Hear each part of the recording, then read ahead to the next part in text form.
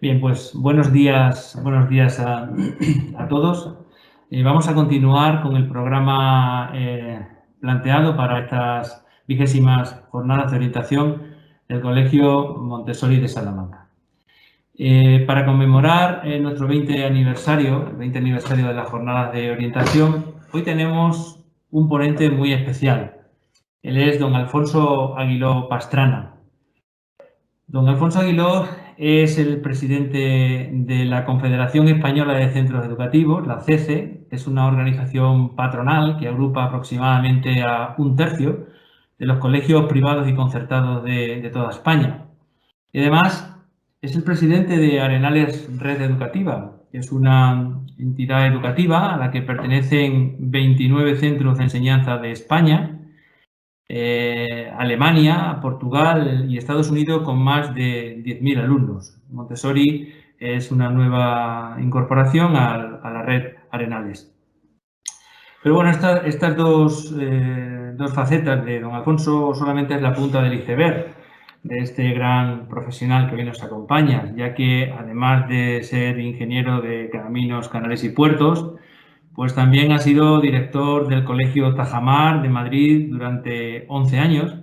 Tiene la formación de alta dirección de empresas por el IESE y es asesor educativo de colegios e instituciones por todo el mundo, en más de 35 países europeos, americanos y asiáticos. Y por si no fuera poco, pues don Alfonso ha publicado 11 libros interesantísimos, todos relacionados con la educación, la fe, el desarrollo personal, y más de 400 artículos en revistas y publicaciones. En fin, que don Alfonso Aguiló Pastrana es todo un referente para la educación de hoy en día y nosotros estamos muy agradecidos de que hoy quiera estar con nosotros y compartir su tiempo. Así que muchas gracias, don Alfonso, por estar hoy aquí con nosotros. Don Alfonso hoy va a hacer una sesión, una conferencia, en la cual nos va a hablar de prepararse para construir el propio proyecto personal. En ella nos va a hablar de la importancia de la elección de la carrera y de la persona que se quiere ser en el desarrollo de esa carrera, pero no solo a nivel laboral, sino también a nivel familiar, social, cultural e incluso trascendente. Sin duda, una lección a tener en cuenta para crecer como personas. Así que sin más, don Alfonso, le doy paso y vamos a disfrutar de su conferencia. Cuando quiera, por favor. Muy bien, muy buenos días y muchas gracias por invitarme. Voy a compartir pantalla, espero que se vea bien porque las cuestiones técnicas no siempre... Muy bien, pues en primer lugar daros las gracias por invitarme. Conozco vuestro colegio desde hace muchos años y tengo que daros la enhorabuena por vuestro trabajo. Y bueno, cuando me invitaron para estas jornadas, yo siempre pensé que la elección de carrera es una cosa importante y en fin, es una alegría que estéis reunidos en esta reflexión, pero yo siempre he pensado que más importante que la propia decisión sobre una carrera u otra es la actitud con que cada persona pues enfoca esa reflexión. Y siempre me ha parecido muy importante que todos, a la hora de analizar este asunto, procuremos abrir un poco el foco, pensar no tanto en si es una carrera u otra, que esa es una decisión relevante, pero no tan relevante como decidir sobre qué tipo de persona quiere ser uno y qué va a dar sentido a su vida, porque eso es lo que alimenta la otra decisión y lo que le da verdadera importancia. Yo creo que el futuro profesional de cualquier persona, todos tenemos que tomar muchas decisiones sucesivamente y por eso decía que la clave no es tanto elegir una carrera u otra, sino como decidirse a procurar crecer con cada circunstancia que se presente, tanto las positivas como las negativas, y que esas decisiones estén inspiradas por una serie de valores que es los que van a dar contenido, satisfacción y sentido a nuestra vida. Yo había pensado como 7 ámbitos en los que yo recomiendo que una persona que está en vuestra situación tiene que procurar cultivar para de esa manera tomar estas decisiones con acierto. Un primer punto es lo que se ha llamado la inteligencia ejecutiva, que es una expresión sobre todo que ha acuñado José Antonio Marina y que él habla de cómo la inteligencia es algo que todo el mundo quiere tener, que por ejemplo la voluntad pues siempre se ha considerado, vamos, o tradicionalmente ha tenido una imagen menos positiva que la inteligencia, pero la voluntad es una muestra de inteligencia también. Y por eso él suele hablar de inteligencia ejecutiva, que es como esa capacidad que tenemos para conducir nuestra vida, para ser realmente protagonistas de ella. Seguro que todos habéis oído contar esta historia del año 72, cuando un investigador de Stanford, Walter Mischel, pues hizo esta famosa prueba de un grupo de unos 400 niños de 4 o 5 años, pues les puso un dulce delante y les dijo que si esperaban unos minutos a que llegara el entrevistador, pues se les daría otro y se podrían tomar 2. Y entonces hubo más o menos un tercio de los niños que se lanzaron sobre el dulce, sobre la chocolatina inmediatamente, no pudieron esperar, otros que intentaron esperar, pero se les hizo eterna esa espera, y otros que pudieron esperar y se tomaron 2.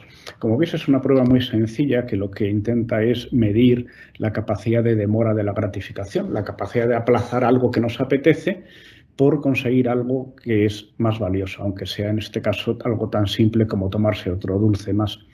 Y es como un ejemplo, una prueba que se hizo como de la lucha entre el deseo primario y el autocontrol, entre la gratificación inmediata y su demora para alcanzar algo mejor.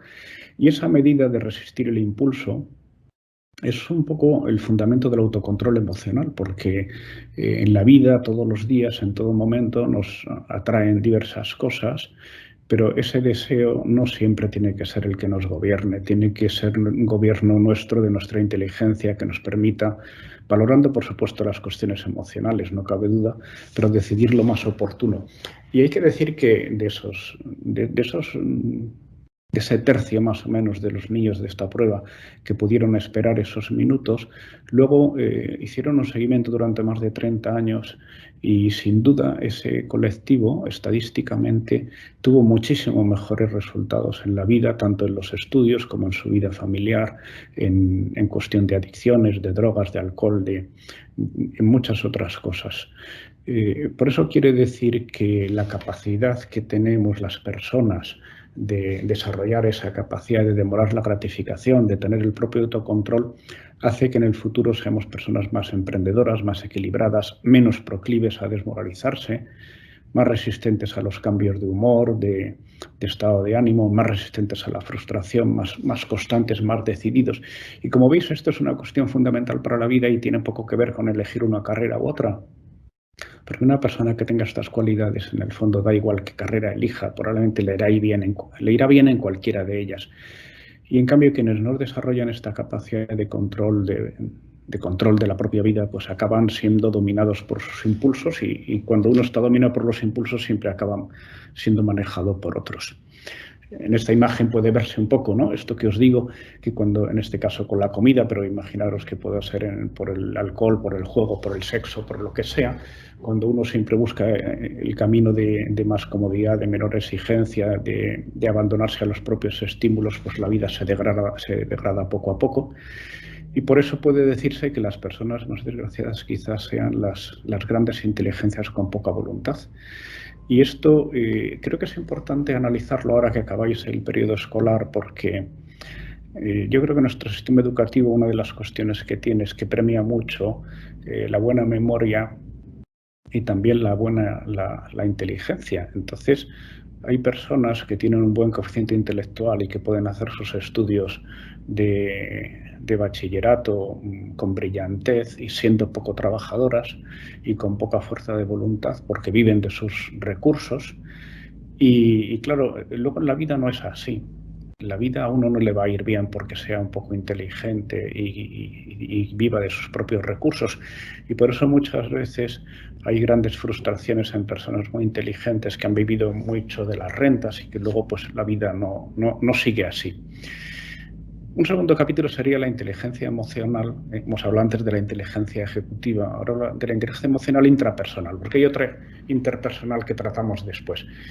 Y la educación de los afectos en la propia vida es una tarea siempre difícil, porque los sentimientos en las personas siempre están pues, con esa confusa impresión de que los estados de ánimo son algo misterioso, poco racional y que no tenemos bajo nuestro control, ¿no?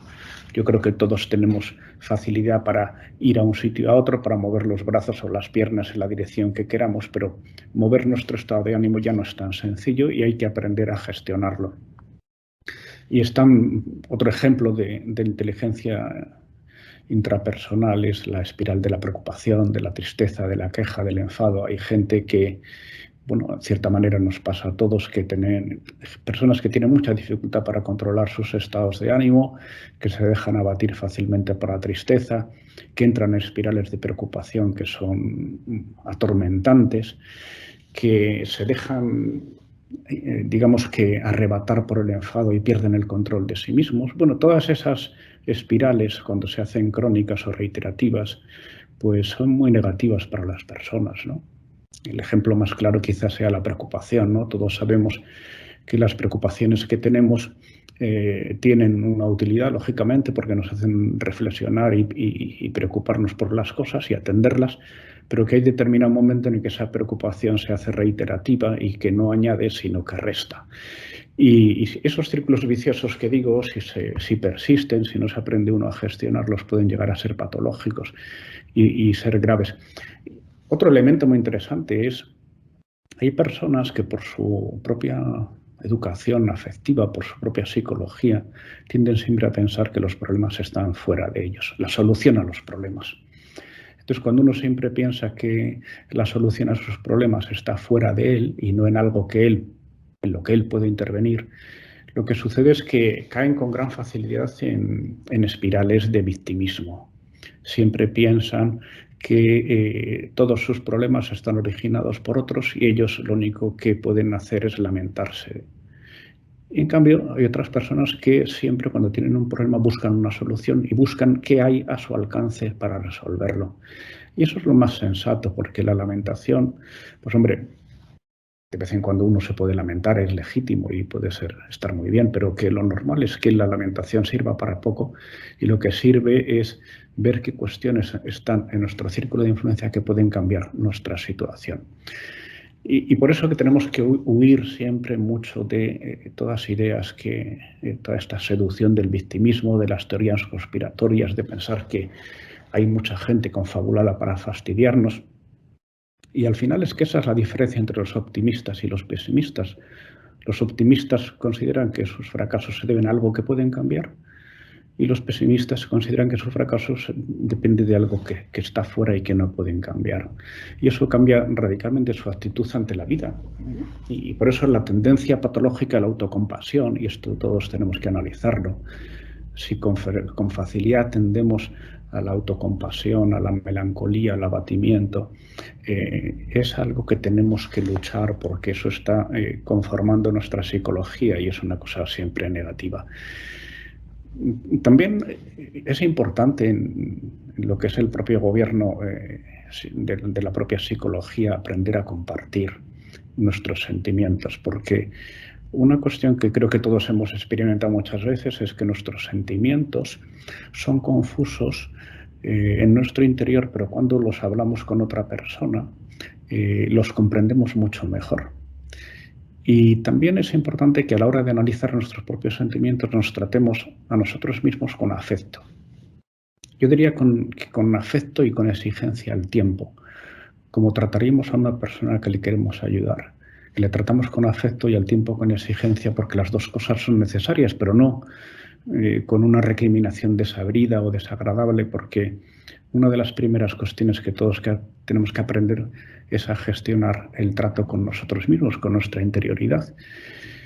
Y pasando ya a la inteligencia interpersonal, que es como esa inteligencia emocional en el trato con los demás, yo creo que es muy importante que aprendamos a reconocer los sentimientos de los demás. Yo uso mucho esta foto, que me hace mucha gracia. El problema de este hombre que está hablando en esta reunión no es que sea muy aburrido, que lo es sin duda, sino que no se da cuenta de que los demás están hartos y él sigue hablando. Y por eso hay muchas veces que nos encontramos con personas que no se dan cuenta de que se alargan y que no interesan a su interlocutor, o que aburren o que irrumpen, digamos, inadecuadamente, que cambian de tema sin darse cuenta, que deja a otro con la palabra en la boca, que hacen bromas que ofenden, que no aciertan cuando intentan el acercamiento a otra persona, o cuando intentan hacer una broma, o intentan hacer una pequeña crítica, o tener unas palabras de consuelo, o imponer su autoridad. Y bueno, son cuestiones que lo que ven es que esas personas no han aprendido a reconocer los sentimientos que tienen los demás, y que tienen que hacer un esfuerzo por educar la propia empatía. Hay veces que se ven chicos y chicas que desde muy pequeños, como se ve en esta foto, tienen una gran capacidad natural para reconocer los sentimientos de los demás y para ser empáticos, para darse cuenta quién tiene un problema, para ver quién ha sido tratado injustamente, y todas esas cualidades es muy importante que se desarrollen en la enseñanza y que procuremos desarrollar nosotros mismos, porque esa actitud de empatía es lo que humaniza el mundo y lo hace realmente más habitable y mejor. Y para reconocer esos sentimientos hay que empezar por observar, ¿no? Por eso he puesto esta foto de este coche que se va con la manguera de la gasolina, que es típico ejemplo de persona despistada o distraída, y que ser más o menos distraído es una cosa que puede ser natural, pero que todos podemos trabajar para que seamos personas observadoras y que atendamos a los detalles, que nos fijemos en los rostros, porque el rostro es el espejo del alma y normalmente refleja los sentimientos de las personas, y cuando uno no se acostumbra a mirar a las personas a la cara y saber estar atento a cuáles son sus reacciones, cómo son sus sentimientos, pues si no lo hacemos, pues no acertamos en el trato con ellos. Y tenemos que fijarnos en quién puede necesitar apoyo o compañía y procurar ayudarles.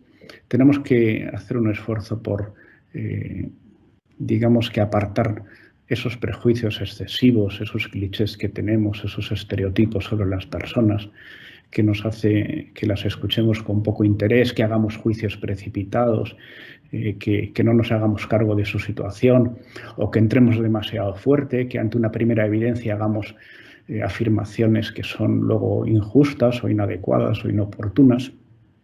Yo creo que todos tenemos la experiencia de que cuando no declaramos demasiado y esperamos un poco a conocer mejor la situación, nos damos cuenta de que al principio teníamos una información insuficiente o ideas preconcebidas y que podemos cambiarlas. También este esfuerzo de inteligencia interpersonal nos alejará de la autorreferencialidad, ¿no? Hay personas que están constantemente pensando en ellas mismas, mirándose a un espejo, mirando cuál es el efecto que tiene lo que hacen en los demás, y que son personas que tienen gran dificultad para el trato con los demás. Y yo diría que una buena educación afectiva, una buena educación sentimental, lo que tiene que hacer es ayudarnos a disfrutar haciendo el bien, haciendo cosas buenas, y a sentir disgusto haciendo el mal, porque sentirse mal interiormente es una cosa positiva cuando uno actúa mal, y es lo que nos indica que tenemos que actuar de diferente manera. Otra idea que creo muy importante es la inteligencia compartida. Como veis, estamos hablando de diversas facetas de la inteligencia, ¿no? Podrían clasificarse de muchas maneras, porque esto es una cuestión siempre que se puede abordar desde diversos ángulos, pero creo que en el mundo que vivimos la inteligencia compartida es fundamental, porque somos mucho mejores juntos que solos, y a medida que avanza el desarrollo de las ciencias modernas, podríamos decir, del mundo en que vivimos, cada vez tiene más importancia el trabajo compartido y menos la gran sabiduría personal. No digo que no sea importante, es importantísimo, pero hay que tener en cuenta que gran parte de lo que antes era un valor, que es saberse de memoria muchas cosas, ahora está accesible con mucha facilidad en la red, en Internet. Y por eso lo importante no es tanto sabérselo, que es importante saber, porque si uno no sabe, no tiene conocimientos suficientes de lo que encuentra en la red, no sabe ni qué es. Pero que tiene más importancia ahora, pues aparte de tener capacidad crítica y capacidad de análisis y capacidad de saber qué es más de fiar y qué es menos de fiar, por eso es tan importante el sentido crítico. Lo que es importante también es aprender a utilizar junto con otros en trabajo compartido nuestros conocimientos y a los que podemos acceder de otros. Y la inteligencia compartida no es que hagamos todos lo mismo ni que pensemos lo mismo, sino ser personas que saben encontrar sinergias para formar un buen equipo. Y esto que en los deportes, por ejemplo, es muy claro, ¿no? La capacidad de hacer equipo muchas veces es casi tan importante o más que la propia capacidad individual, pero que bueno, hay que conseguir ser personas que saben dominar su propio ego, que saben trabajar en armonía con otras, que generan ganas de trabajar cada vez mejor a los que tienen alrededor, que son personas receptivas al feedback que le dan otros. Son personas que saben en un momento de crisis pues apagar un fuego que se ha formado en vez de agobiarse, como que otros se acobardan o se asustan o se hunden y ser capaces de dominar esas situaciones. Ser capaces de cortar algo que no se debe tolerar, ¿no? Que puede ser lo que sea, ¿no? Todos creo que en la vida diaria nos damos cuenta que hay momentos en que debemos decir que no y hay que tener también la capacidad de hacerlo. Tener esa capacidad también de altruismo, de esa visión positiva de las personas, de esa preocupación por la construcción de la sociedad, por la justicia social. Y otro elemento de la inteligencia que también creo que es muy importante es lo que podríamos llamar la inteligencia incremental, que es el lograr que tengamos ese deseo de desarrollarnos siempre. Se dice mucho, y es verdad, pero en fin, se ha dicho siempre que el mundo avanza muy rápido, que la formación que uno tiene en la escuela, en la carrera universitaria, pues no es más que el principio y que uno tiene que estar aprendiendo constantemente. Y creo que todos tenemos que estimular ese deseo de desarrollarnos como un hábito para toda la vida. Porque incluso cuando estemos jubilados también tenemos que ir aprendiendo, si no, uno cuando no aprende la vida como que pierde gran parte de su horizonte. Y tenemos que ser personas abiertas al cambio, abiertas a seguir creciendo, a hacer rendir el talento como recibido, a comprender cómo cambia el mundo a nuestro alrededor y cómo tenemos que adaptarnos. Y sabiendo que ahora, en el momento que estáis de elegir vuestros estudios superiores, pues tenéis que pensar en la excelencia académica, pero también, sobre todo, en la excelencia en cuanto a ser hombres y mujeres de principios y comprometidos y abiertos y personas con las que uno le gustaría estar para cualquier proyecto, tanto para fundar una empresa como para trabajar juntos en lo que sea, para hacer un viaje o incluso para formar una familia. Y esta idea de mejorar la sociedad creo que es muy importante porque el objetivo de ser uno muy brillante, tener una gran capacidad profesional, tener una buena carrera, ganar mucho dinero, tener muchos bienes, es un objetivo que tiene poco recorrido si uno no tiene esta visión de mejorar el mundo en que vive.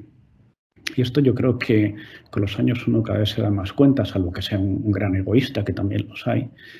Uno siempre piensa no solamente en cómo mejorar lo propio, sino en cómo mejorar el lugar donde trabaja, el lugar donde vive, su propia familia, la sociedad completa en la que está integrado.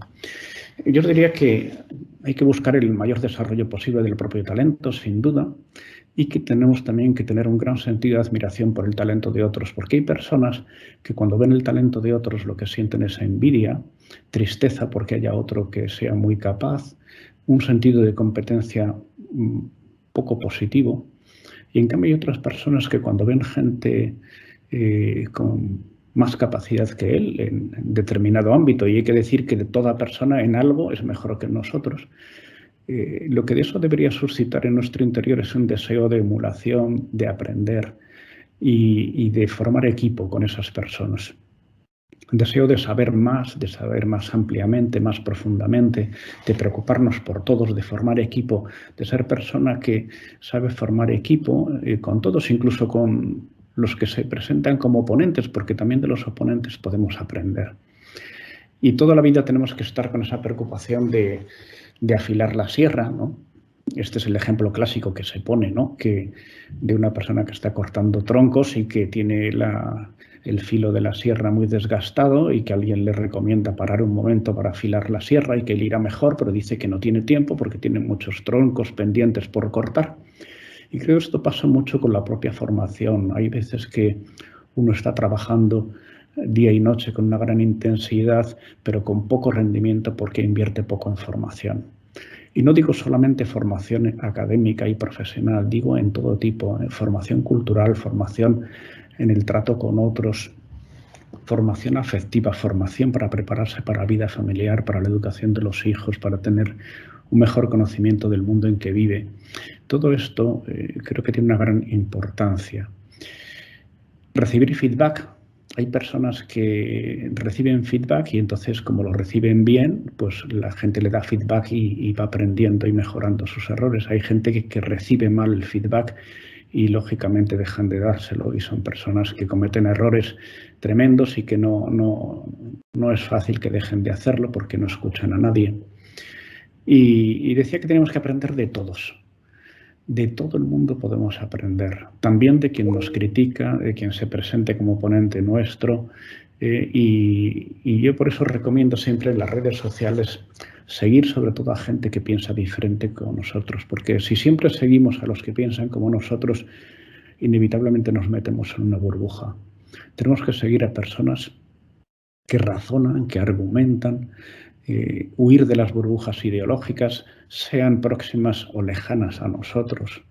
Ir siempre a aprender a razonar, a mejorar en capacidad de análisis, a no encerrarse en un ámbito en ninguno y adaptarse al mundo en que uno vive.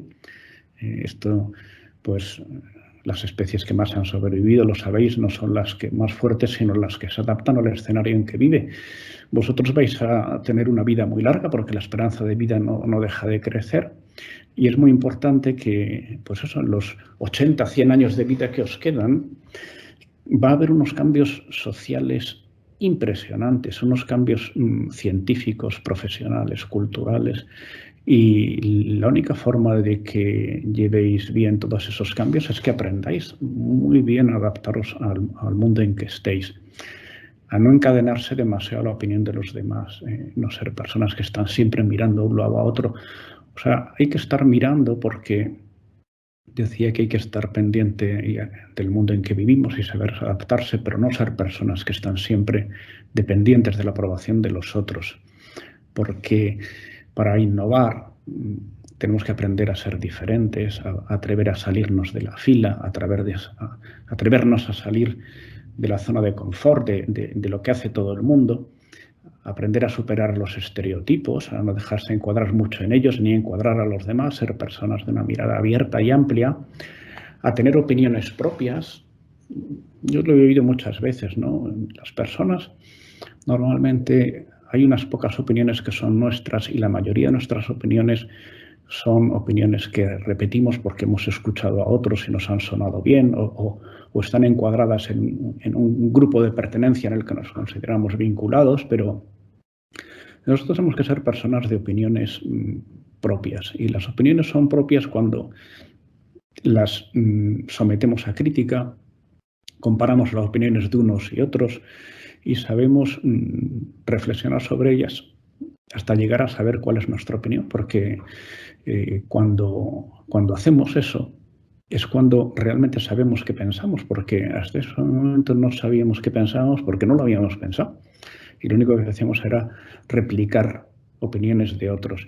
Y yo creo que para vivir la propia vida y no vivir una vida prestada de otros, lo que hace falta es tener esa preocupación de leer, de escuchar, de seguir en las redes sociales a personas diferentes y aprender de las muchas buenas ideas de otros para llegar a tener buenas ideas propias. La capacidad de organizarse es otra inteligencia muy importante. Yo en la vida profesional, que ya voy teniendo años, me he encontrado con personas que tienen una enorme inteligencia, una enorme constancia, una enorme capacidad de trabajo, incluso una gran empatía, pero son desorganizadas y son un desastre. Y van, digamos que, generando grandes problemas por su desorden, ¿no? Yo por eso creo que hay que ser personas... hay gente que es ordenada pues casi de nacimiento, ¿no? Por su educación o lo que sea, y otros que son muy desordenados, pero creo que es muy importante llevar una vida con orden, empezando por a dónde uno quiere ir. El ejemplo clásico que se pone que si la escalera de la vida está apoyada en la pared correcta, pues vamos bien, pero si no está apoyada en la pared correcta, cada peldaño que subimos nos alejamos de nuestro destino. Por eso hay que organizar nuestro tiempo, nuestra agenda, conforme a los objetivos que tenemos a largo plazo y no equivocarnos. Y las personas con éxito, las personas más eficientes, son personas que se han acostumbrado a hacer lo que tienen que hacer. Y las personas que no tienen éxito muchas veces se han acostumbrado a hacer lo que les apetece, lo que más les atrae, lo que tienen ante los ojos como más urgente, pero no tienen un orden de prioridades claro en la cabeza y entonces están sometidos a la tiranía de lo urgente o de lo más atractivo. Y eso es un inconveniente profesional enorme, porque se puede ser muy inteligente, como decía, con muchos medios, partir de muy buena posición, pero estar mal organizado, y esas personas se van quedando poco a poco atrás. La gente no los quiere tener en su equipo, porque son personas que llegan tarde, que no se acuerdan de las cosas, que no han preparado lo que tienen que preparar, que no siguen las prioridades del equipo, sino que están en su rollo. Y esas personas pues siempre las quieren tener fuera. Y hay que ir pues, aprendiendo a organizarse ladrillo a ladrillo, partido a partido, y identificar qué es lo que nos hace ser desorganizados, que puede ser que nos dejamos asesorar por los ladrones de tiempo. Yo creo que todos sabemos que a veces pues, pueden ser de muchos tipos, ¿no? Por ejemplo, yo he oído a personas que dicen que para ellos su gran ladrón de tiempo es la contraseña de Netflix porque están todo el día viendo series y entonces pues no consiguen organizarse y entonces pues tienen que cortar con determinadas cosas, o que tienen un desastre de agenda, de contactos, que no tienen copia de seguridad y que lo han perdido todo, que no apuntan los eventos y se les olvida ir, que tienen todo desactualizado, que descuidan sus ciclos de sueño, que no hacen ejercicio físico y se encuentran mal, no cuidan su salud, no cuidan la dieta. En fin, toda una serie de cuestiones que muchas veces es un desorden que lastra mucho la vida de las personas.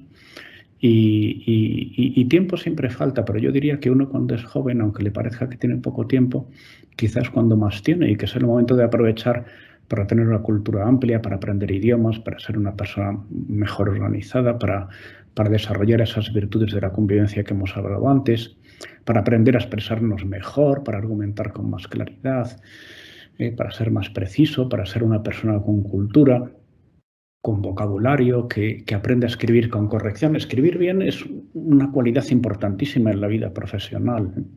Y escribir sin faltas de ortografía, con pulcritud, con claridad, con concisión. Hay muchas veces que uno recibe unos correos electrónicos que realmente son un gran lastre en la vida profesional de esas personas, ¿no? Y hay que tener fuerza para atreverse a cambiar. Que pongo aquí esta foto de Fosbury en los Juegos Olímpicos de México en 1968. Él saltó por primera vez en unos Juegos Olímpicos con este estilo, que era totalmente nuevo, y fue medalla de oro.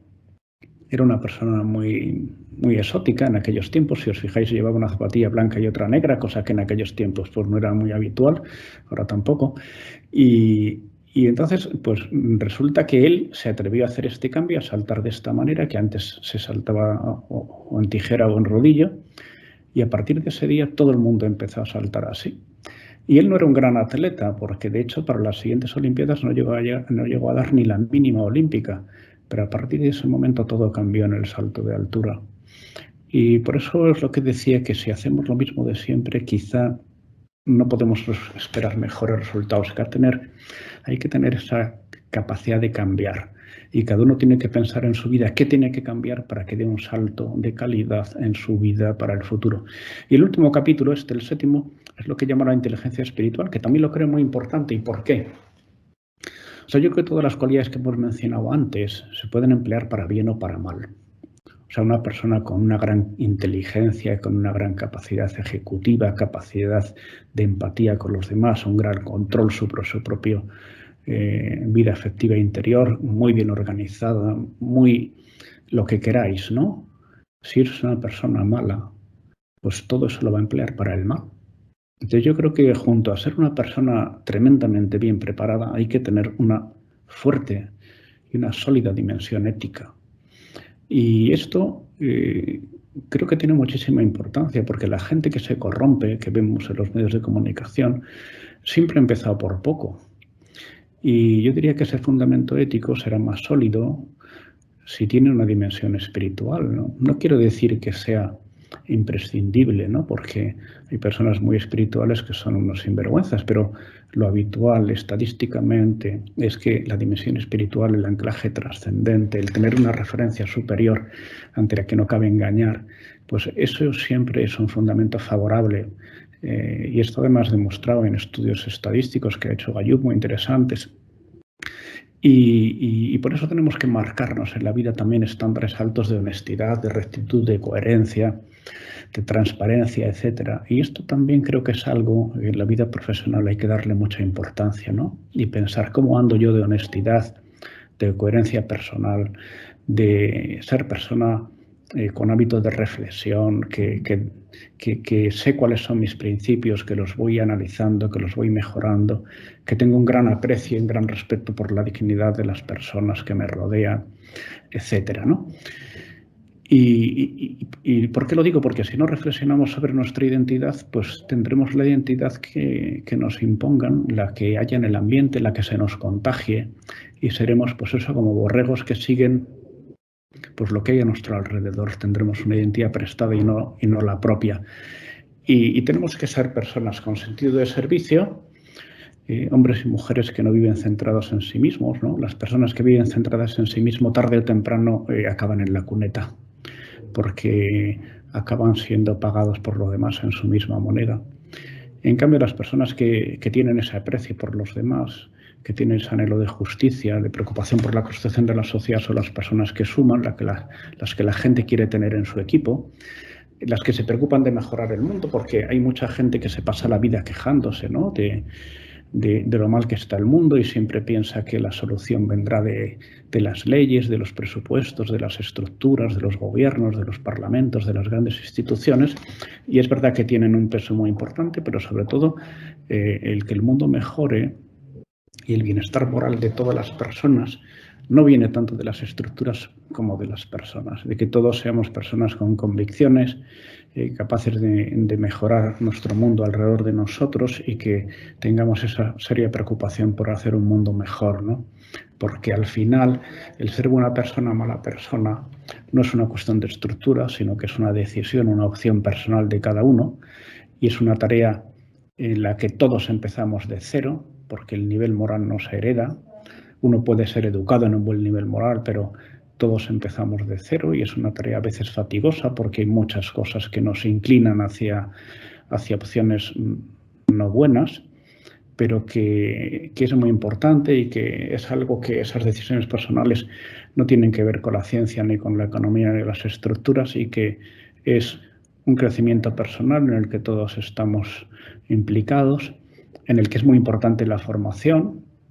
Y yo diría que más importante todavía la autoformación, porque todos a lo mejor pues en un ámbito, en una clase, en una familia reciben la misma formación, pero unos la asumen de una manera y otros de otra, por eso es una decisión muy personal y en las que hay que ir avanzando en lo que yo diría como es que es el descubrimiento y la construcción de la propia identidad, porque la identidad es algo que por un lado nos viene dado, la identidad que tenemos, y por otro construimos nosotros. Por eso la identidad por un lado se descubre, por otro se construye y eso es lo que produce la realidad que es nuestra vida.